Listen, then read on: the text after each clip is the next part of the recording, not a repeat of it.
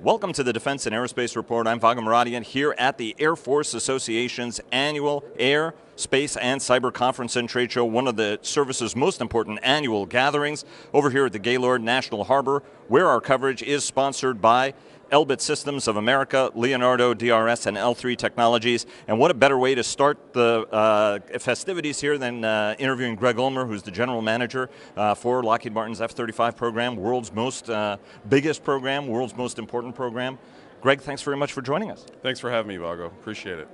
It was a treat getting to talk to you at the Royal International Air Tattoo. You gave us a little bit of an update on the program. We did talk a little bit about cost at that point. A week before last, we talked to Ellen Lord, and she mentioned that the cost of the program and its availability rates still remain unacceptable, and that was the word that she used. Talk to us a little bit about what you guys are specifically doing. You know, I know you guys have been working this issue hard, but it's been a couple of months, and she's made that statement now publicly. I know that Deputy Secretary Shanahan, it's a top priority. I know it's a priority, obviously, for Vice Admiral Winter as well. Bring us up to speed on some of the other things, you know, the other bags of tricks that you guys are dipping into to manage to get this important customer, the Acquisition and Sustainment Undersecretary, to go from unacceptable to happy with the program. So we're focused on all three elements of the program, think production, development, and sustainment. On the production side, we're continuing to invest on the production program relative to getting cost out of the program. As we negotiate through and get LRIP 11 finalized, you're going to see the trajectory of the cost reduction in production on track to meet that $80 million airplane by 2020. And then we're going to continue beyond that. So the next 3 years of contracting, 12 through 14, you're going to see further reduction along that trajectory. So those investments are reinvigorating the production supply chain and all those elements associated with getting cost out from a production perspective. On the development side, we're transitioning with the government to an agile acquisition process. So rather than the standard 5001, 5002 approach, we're going to take an agile. So think rapid capability insertion into the development, get that into the production side, get that into the sustainment side. Those kinds of elements in terms of follow-on development on the program. And then sustainment, very, very focused on getting cost out of the sustainment, really cost per tail per year. We're seeing in the last 4 years greater than 10% reduction in terms of sustaining our tails, cost per tail per year. We're going to continue to focus on that. Really a trajectory between, I'd say, 30 and 40% reduction over the next 10 to 15 years getting cost out of the airplane. Before we talked days before, you were not willing to say soon, but we were in the window before the LRIP 11 was signed. Anything different in there, anything special in there that you can discuss that you couldn't discuss earlier? No, we're just dotting the I's, crossing the T's. It's a very, very large contract, the biggest for Lockheed Martin on the F-35 to date. And so we're just making sure we're working with the government to get that closed appropriately and get it done. One of the priorities here at this show is, getting the Air Force re-geared to great power competition. We're now doing the interview before the Secretary's talk, but she's to announce a new squadron end strength above 312, and a whole bunch of other moves that she and the Chief were going to talk about to reposition the Air Force, all the way from, how better the Air Force prepares its joint officers to the size of the force, given that the service does have a rather big modernization challenge ongoing. Talk to us a little bit about what you guys can do with rates if the Air Force does have more money. How much surge capacity is there? How much more rapid expansion of the line over what you guys are doing right now? I mean, there are strains across the aviation industry, in part driven by the commercial guys' insatiable demands for something like 120 airplanes a month that they're building now. Talk to us a little bit about how much surge capacity you have in the event that the Air Force wants to change any of its timelines on the program. Well, if you look at the program of record, we're going to peak in Lot 15, think 2023, and at that peak we'll be total enterprise, about 185 airplanes approximately. And then the program of record actually peaks down, and we're going to have that capacity we put in place for those adds. Also, if you look at what we've done in the last 2 FYs, we've added, anywhere between 10 and 20 aircraft within that. We've been able to absorb that. More than likely, we're going to see the same in FY19, FY20 as we go forward, and we have that capacity to do that. And that really takes us to that peak in the program where we have that capacity to add those U.S. government, in particular, aircraft to the program of record within the capacity we have. But that's actually, given that you do have a couple of years of margin on that. One of the other big questions is the adaptability of the aircraft, right? I mean, there have been discussions about, obviously, a lot of foreign espionage efforts that have been directed at the program. There are some people who say, well, that presents certain unsurmountable challenges, for example, insofar as radar cross-section and other sorts of things.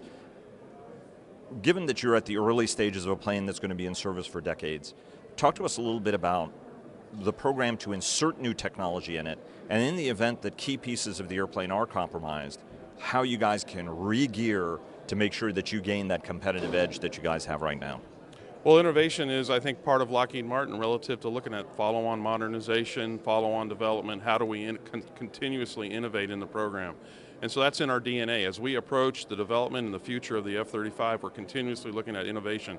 That includes cyber threats, that includes maturing capability. All those things are in our purview as we focus on how we're going to develop the F-35 going forward.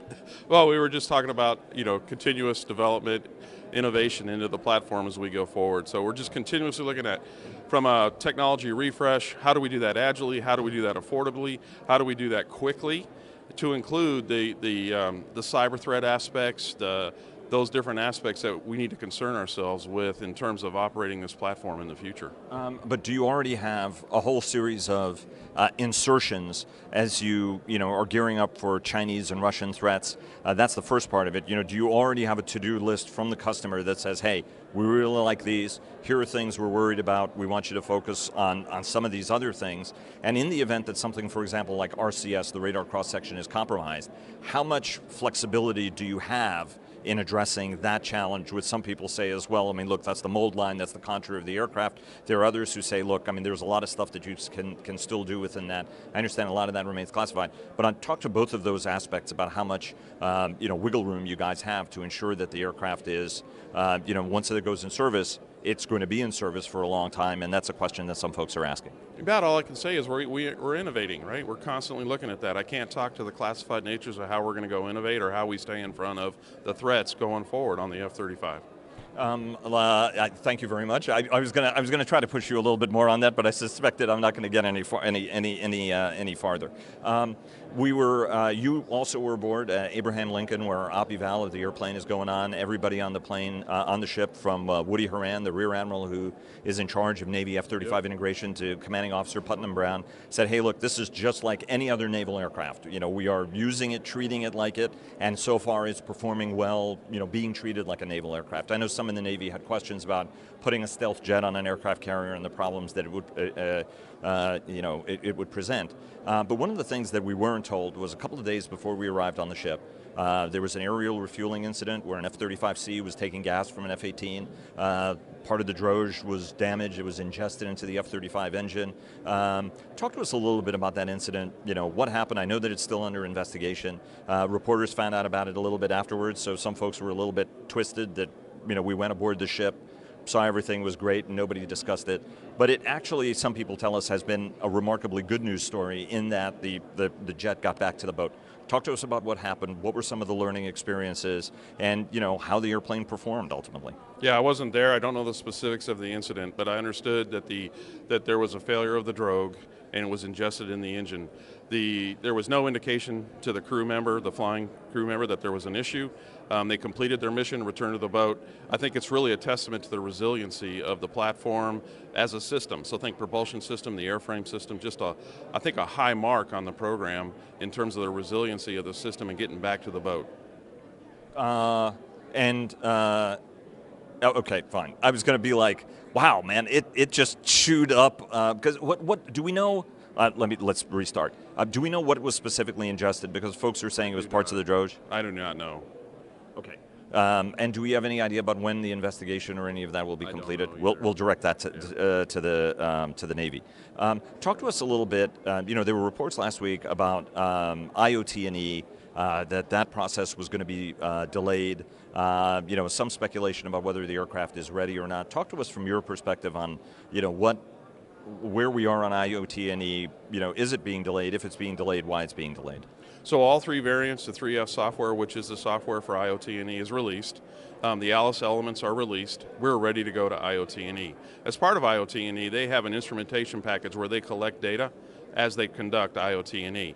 And we were asked to make some changes to our software such that instrumentation system that could collect more data in support of IOT Andy. And that's what we were responding to, the government's request to add that instrumentation capability to record that information as IOT Andy was conducted. So that's really where we're working through right now. But in terms of the airplane being ready to go, it's been ready for quite some time, 3F capabilities out there, as well as all the different elements to support IoT and E going forward. Let me just touch back. You talked about a number of the things, and volume is the single most important thing for you to get the rate down. But from an availability standpoint, what are some of the other things that you guys are looking at in availability? Availability. One of the things was 3F was going to improve availability. That issue does come up every now and then. What are some of the other things in a more nuanced way you guys are doing to increase those availability rates for the jet? Yeah, when you look at availability, reliability, maintainability enhancements on the airplane, in terms of general issue effectiveness, so are the parts on the shelf? We're focused on those kinds of things, getting the depot stood up, getting all the lay-in materials stood up. So really making sure the supply enterprise around the F-35 enterprise is sufficient to support operations. You mentioned getting the OFP and the different elements of the airplane together. So our PHM, our preventative health maintenance system, just refining those algorithms associated with that, making sure we're reducing, and we have very effectively greater than 60% reduction in false alarms in terms of pulling LRUs, line replaceable units off the aircraft, so very effective in that regard. So as we go forward, you're going to see the reliability, the maintainability, mission capability, AVA, all those are on the upswing. You're going to see that to continue as we go forward. I know this is going to sound like a horrible softball because everybody's pretty tough on the program, but there are those who a couple of years ago were saying, hey, I think we're going to have a jet that's actually going to prove once we get through this phase that's going to be more supportable. Are you seeing any evidence that actually you guys are going to end up ahead of some of these target goals that you guys have? So if you look at AVA today, in particular Lot 6 and up, we are already ahead of those goals. So the planned goals that the program set a long time ago at the inception of the program, from an AVA perspective, we're ahead of those numbers relative to the more recently delivered LRIPs on the production aircraft. So they're performing very well in the fleet today. And one last question. I know you have a titanic punch list of all of the things that you've got to do because all of this stuff is falling on your shoulders, certainly as the guy who's spearheading this gigantic team that Lockheed Martin has assembled to deliver on this program. What do you think are your top three? What are the top three things that you worry about on a daily basis? When you go into the office and you look at all the feedback that's coming in from the jets that are out there, now there are operationally deployed jets as well, which you're gaining information on as well. What are the top three things every day that go through your mind as you hit the deck? Well, we started with your very first question was about affordability. So affordability is key across all three elements, development, production, and sustainment. We need to make sure that this air system remains affordable, right? And then you also refer to technology insertion, technology refresh. That's also very much a part of my priority. We have to keep the F-35 relevant relative to the threats we see in the future, so we're very focused on that. And then finally, I would say supply chain, and we've alluded to that in the discussion as well. We just need to make sure the supply chain is there, sufficient to support production, development, and sustainment on the program. So those are really the three things I'm very focused on right now. And green glow, I have to ask you about green glow. One last question. That came up when we were on the ship, that at the lowest setting there's a green glow when you have the helmet on. Obviously the helmet is a key part of it, and there's been some concern about that interfering in night operations. Talk to us a little bit about what the solution to that fundamental problem is, because it has been a challenge that's come up a couple of times. So we're going to an OLED technology.